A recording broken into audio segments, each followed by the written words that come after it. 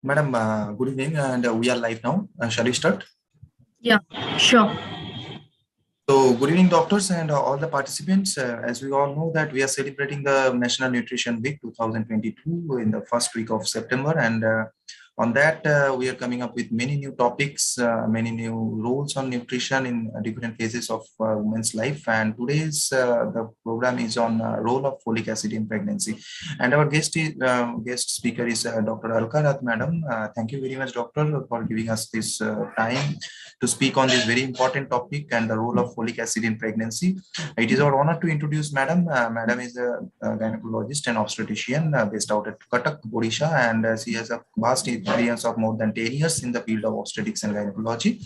And apart from that, Madam is associated with many organizing societies as well, and she is the guest speaker on several topics related to women's health, and she is attached with All India Radio and local media as well.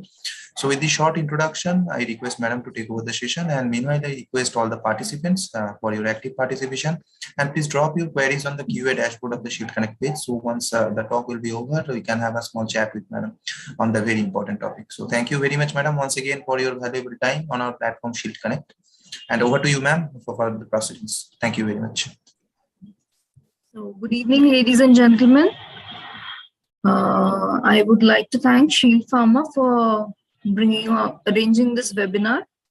So we celebrate September 1st to 7th as National Nutrition Week every year to raise awareness about the importance of nutrition for the human body and to create awareness about how adequate and timely measures should be taken to eradicate hunger and malnutrition. So today we'll discuss a very important topic, that is the role of folic acid in pregnancy.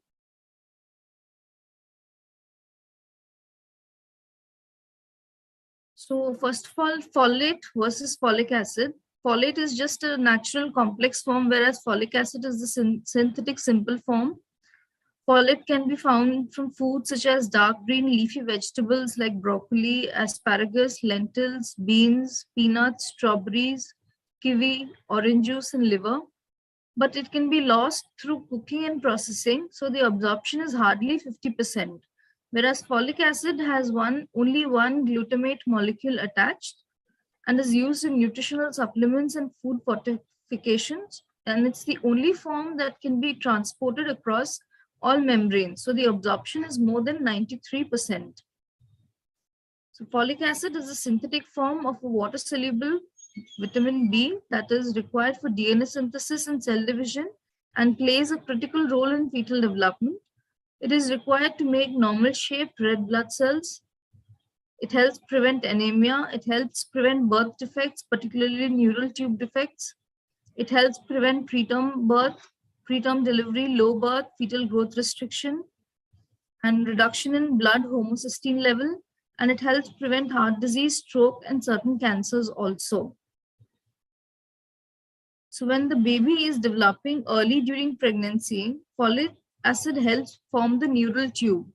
Folic acid is very important because it can prevent some major birth defects of the baby's brain like anencephaly and spine like spina bifida.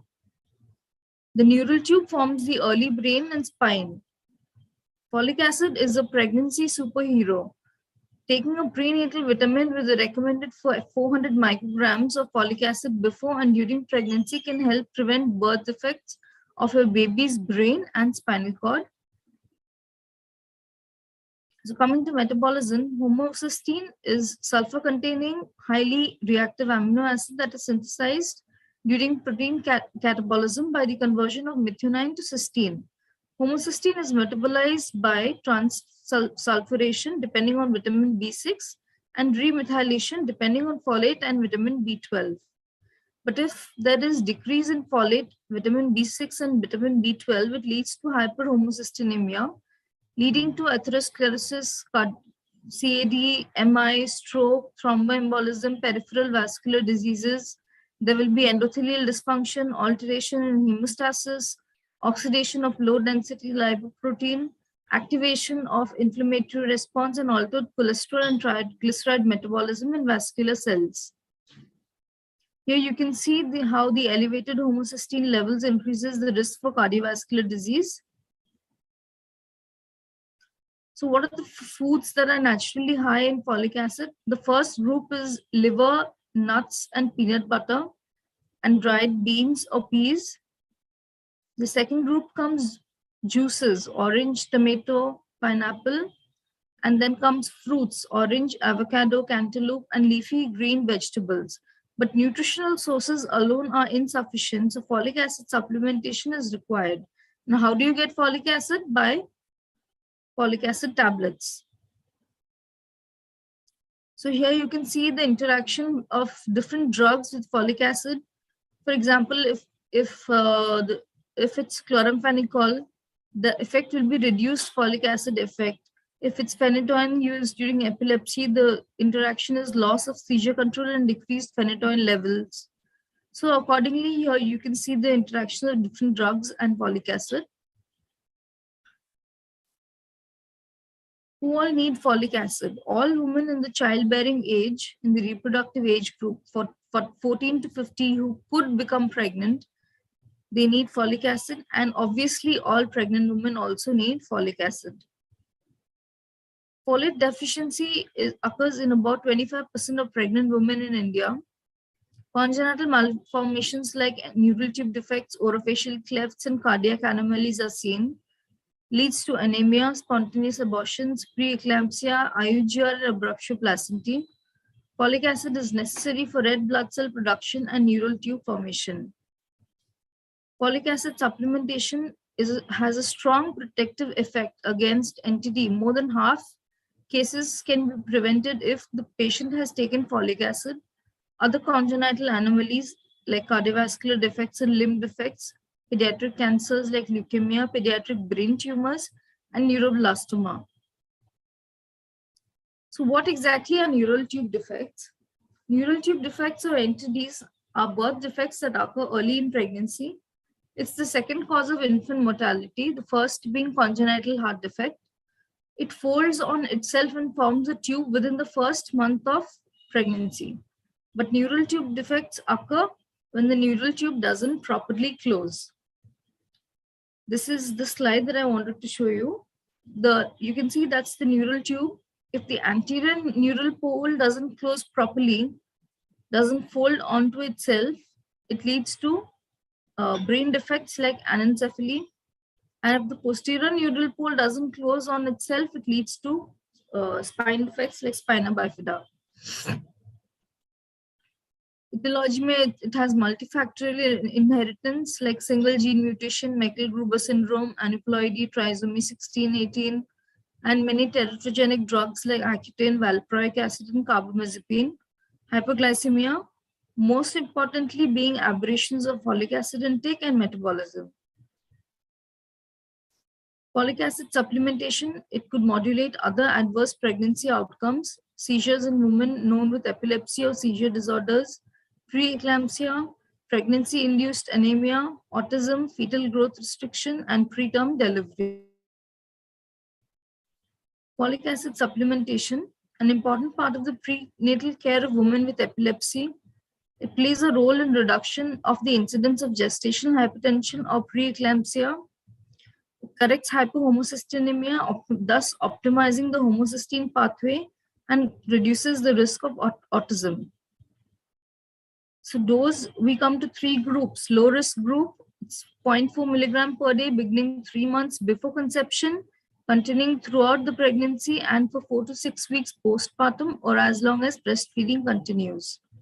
In the moderate risk group, it is 1 milligram per day beginning at least 3 months before conception, continuing up till 12 weeks, then 0.4 to 1 milligram from 12 weeks, continuing throughout pregnancy and for 4 to 6 weeks postpartum or as long as breastfeeding. And in the high risk group, we give 4 milligram per day beginning at least 3 months before conception, continuing at least 12 until 12 weeks, and 0.4 to 1 milligram from 12 weeks, continuing throughout pregnancy and for 4 to 6 weeks postpartum or as long as breastfeeding continues. Folic acid dosing above the recommended supplementation amounts has not been shown to have any added fetal or maternal health or developmental benefits Although recent epigenetic or methylation studies in animals and humans have indicated that some caution and research is required. Folic acid doses of 5 milligram have not been reported to have maternal or fetal risks, but long-term high dose of 5 milligram folic acid use has not been well studied in a prenatal population. Recent summary conclusions from colorectal cancer reviews of the topic are still cautionary. 2 studies showed no association of folic acid with colorectal adenoma or reoccurrence. Then you can see here what timing, if you give folic acid, how is it beneficial and how is it not beneficial. In neural tube defects, if you give in preconception and first trimester, you'll see significant benefit. In second and third trimester, it has no benefit. In preeclampsia, similarly, in preconception and first trimester, it is benefit. Second trimester, if you give, it has significant benefits, and in third trimester, it is also beneficial. Anemia, in first trimester and second trimester, it is beneficial. IUGR, in the first preconception and first trimester, it has significant benefit, and in second trimester, it is beneficial. Autism, if you give in the preconception and first trimester, it is beneficial, but if you give in the second trimester, it has no benefit. So women should be advised to maintain a healthy folate-rich diet. However, folic acid or multivitamin supplementation is needed to achieve the red blood cell folate levels associated with maximal protection against neural tube defects. All women in the reproductive age group, that is 12 to 45 years of age, should be advised about the benefits of folic acid in a multivitamin supplementation during medical wellness visits, whether or not a pregnancy is contemplated. Because so many pregnancies are unplanned. This applies to all women who may become pregnant. Folic acid supplementation is unlikely to mask vitamin B12 deficiency, that is pernicious anemia. Investigations, both examination and laboratory, are not required prior to initiating folic acid supplementation for women with a risk for primary or recurrent neural tube or other folic acid sensitive congenital anomalies who are considering a pregnancy. It is recommended that folic acid be taken in a multivitamin, including 2.6 microgram per day of vitamin B12 to mitigate even theoretical concerns. The Medical Research Council Vitamin Study in UK, MRC Vitamin Study in UK, there was an international multi-center double-blinded randomized controlled trial, recruited 1,817 women who had a previous affected pregnancy. There were 4 treated groups. First group was folic acid, second group was folic acid plus multivitamins, third group was neither, fourth group was just multivitamins. So here you see the MRC vitamin study. In the first picture, you see those who have been given folic acid, 71% were prevented. Significant effect was seen. And those who were not given folic acid, there was absolutely no prevention. The second picture, if you have given other vitamins, the relative, you see 2% is like 2% people have been benefited, and if you have not given any other vitamins, there has not been any benefits to those women. So ultimately, folic acid supplementation reduces the risk of an NTD in pregnancy.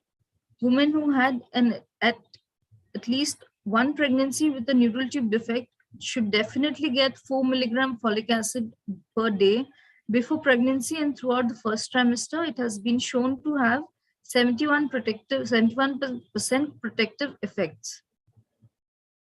Other benefits of folic acids are additional birth defect like orofacial cleft, congenital heart disease, uterine tract anomaly, and limb defect. It may prevent cardiovascular diseases, cancer, colorectal cancer, and colorectal adenoma, and even Alzheimer's disease. The challenge is neural tube defects happen in the first month of pregnancy before most women know that they are pregnant, because half of the pregnancies are not even planned. So we should always be prepared. So the CDC recommendation is 400 microgram per day, all women in childbearing age, low risk women. In pregnant women, it's 1 milligram per day. Women with history of neural tube defect deliveries should be given 4 milligram per day. They should take 1 month folic acid 1 month prior to conception and during first trimester, when it is 1 to 3 months before and continuing through first months of pregnancy. Which foods contain folate and folic acid? Folic acid is added to some grains such as pasta, bread, cereals, and rice. And folate is naturally found in leafy green vegetables, cooked dry edible beans, broccoli, peanuts, and citrus fruits. Best sources, as you can see here, I'll just show you the slide. Peanuts, beef liver, navy beans, pinto beans, split peas, black beans, kidney beans, spinach, corn, asparagus. Depends on what you take. You can find folate in all these kinds of foods. So the take-home message is folic acid is one of the important nutrients in pregnancy. Taking folic acid at least 1 month before and during the first trimester of pregnancy can help prevent neural tube defects. Women of childbearing age with no history of NTDs should take 400 microgram of folic acid daily. Women of childbearing age with a personal or family history of NTD should take at least 4,000 microgram of folic acid.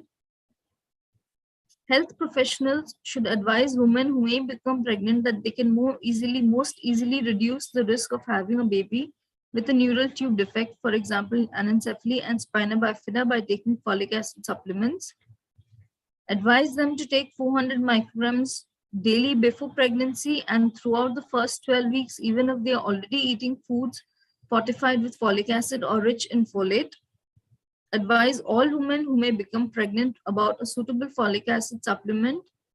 Encourage women to take folic acid supplements and to eat foods rich in folic acid, for example, fortified breakfast cereals, and to eat foods rich in yeast extract, and to consume food and drinks rich in folate.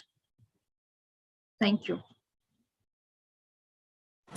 Thank you very much, madam, for this nice presentation. Just give me 1 minute time, ma'am, to check if any question is there.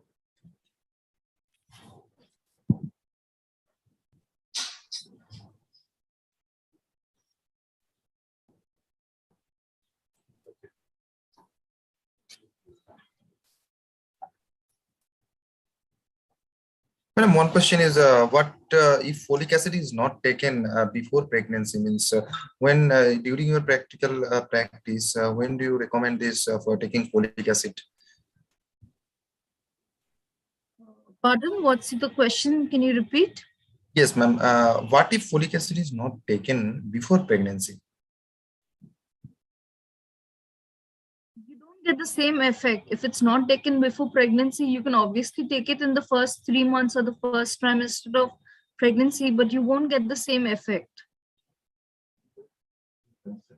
Everybody should have pre-conception counseling that folic acid is very important before getting pregnant.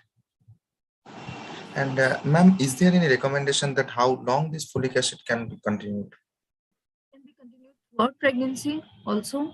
Like I told you, in the low risk, moderate risk, and high risk cases, it's given during lactation until breastfeeding also, so it can be continued throughout pregnancy. Most important is preconception and first trimester, but the dose can be altered and taken throughout pregnancy also. And is there any interaction between the food with folic acid? Pardon? Is there any specific interaction with some food with folic acid? Is there any food that will reduce the absorption of this folic acid? No, I don't think so. No. Thank you, ma'am. And is there any allergic tendency of a folic acid to a particular patient? No. At least I have not come across any, but I don't think so there's any allergic reactions. So thank you very much, ma'am. I could not find any other things. So this is a very important session on how folic acid helps during this pregnancy period. And to reduce I would like to add something. Sure, madam.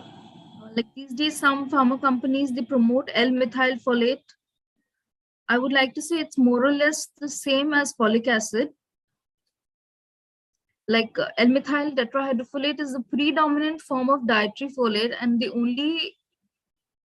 only species normally found in the circulation. Hence, it's the folate that is normally transported into peripheral tissues to be used for cellular metabolism. The only two differences that is there are for intake of L-methyl folate may have advantage. The potential for masking the hematological symptoms of vitamin B12 deficiency may be reduced, and it may be associated with a reduced interaction with drugs that inhibit dihydrofolate reductase. That's the only thing that I would like to add. Thank you very much, madam, for your valuable inputs. So thank you very much, madam, once again for your valuable time on our platform to discuss how this folic acid is very much important in pregnancy, and in future also we will look forward for a valuable session with you. So thank you very much for your time in our platform, Shield Connect.